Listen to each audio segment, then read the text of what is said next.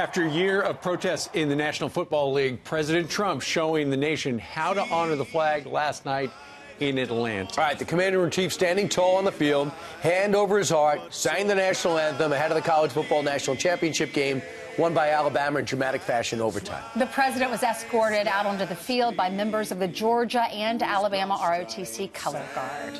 Let's bring in Newt Gingrich, Fox News contributor, author of Vengeance. He joins us. Newt, we know you're from Georgia. Sorry about your team, but what did you make of the fact that after the president showed how you do it during the singing of the national anthem, hand over heart, and yet some internet trolls are suggesting he didn't know the words, he got lost, he's got dementia. Oh, my goodness. You know, this is why the left is going to be very disappointed with the elections this fall. The new tax cuts are working. Over 1 million Americans have already gotten bonuses, and more are coming down the road. Companies are announcing new investments and creating new jobs. The deregulation is working, and that's accelerating the economy. The president's standing strong for a national defense and for funding the Pentagon. All these are real serious things. The left has nothing but junk.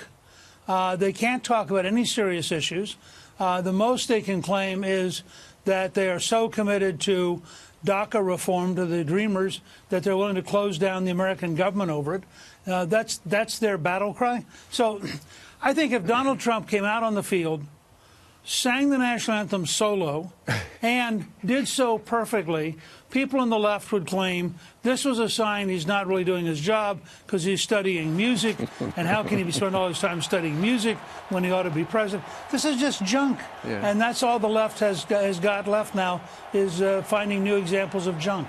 Mr. Speaker, Congress is investigating these text messages between the FBI agent, Peter Strzok, and the FBI lawyer that was his girlfriend at the time, Lisa Page. We know about that, but we have some new information this morning that's suggesting that maybe these leaders in the agency, in the FBI, were leaking information about the Russia investigation to people in the media. And here's our evidence.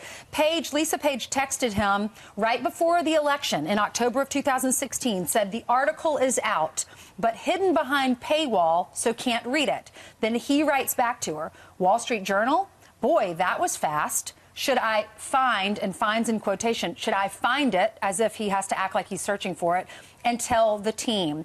Now, the word find, people are saying online that they obviously were discussing how they could make it look like they incorrectly, they innocently discovered this article. What do you think about this? What does it tell you? Look, you know, the tragedy of all this is that 98% of the FBI agents are honest, decent people who join up for the best of all reasons. They want to help make America safe. They want to do their jobs. They're proud of the long history of the FBI. But you have at the very top 1 or 2% who really have gone sour and who clearly were engaged in things that were totally unacceptable. And this goes to the very top. It goes to Comey. It goes to the deputy whose wife had gotten over $700,000 in donations from Democrats, and he didn't recuse himself. And then it comes down to people like the two you're describing.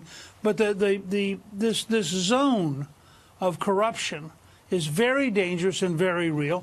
And unfortunately, it puts a bad name on all the honest, decent, hardworking FBI agents. Many of them don't. But we have no choice. The Congress has an obligation to investigate and find out what happened. And candidly, so does the Attorney General. I mean, he's not recused in this zone of FBI corruption, and he ought to be more aggressive in finding out what happened inside his agency. I'm not sure what the Attorney General's doing or not doing, but just a quick thing on this. There's a lot of talk about the president testifying that Robert Mueller asked in December the Trump team, hey, we'd like to sit down with the president, and they're thinking about it. Do you think the president should sit down with Robert Mueller? I think that they should proffer that Mueller can submit written questions, and they'll answer his written questions. Yep, make it but that I easy. would not get involved in a free-for-all. I mean, I think the idea of putting Trump in a room with 5 or 6 hardened, very, very clever lawyers, all of whom are trying to trap him, would be a very, very bad idea. So why are they even thinking about it? Obviously, that would be the case. Right. I mean, I don't know why they're thinking about it. They ought to say, look, if you want to submit written questions, we will provide written answers from the president. That's the only thing you're going to get. I don't think it's possible for Mueller to force it to happen. And I think that if they offer them that, then they take it or leave it. Mr. Speaker, real quick, the president's going to sit down with top leaders from the Republican Party and the Democrat Party later today at the White House. They're trying to narrow their differences so they could get a deal to fund the government. But the Democrats are making it very clear, we're not going to do anything with the budget unless we get the DACA deal. Do you think the federal government's going to wind up getting shut down over the Democrats' demands?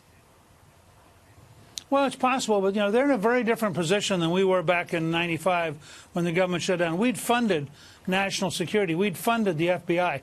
If they threaten to close down the Pentagon, to stop American defenses over something that's so blatantly political, I think the Democrats are going to suffer very substantially in the country, and the country's not going to understand what their values are. Well, stay tuned. All right. Newt Gingrich, we thank you very much. He's got a great book out there. It's called Vengeance. Thank you, sir. Thank you.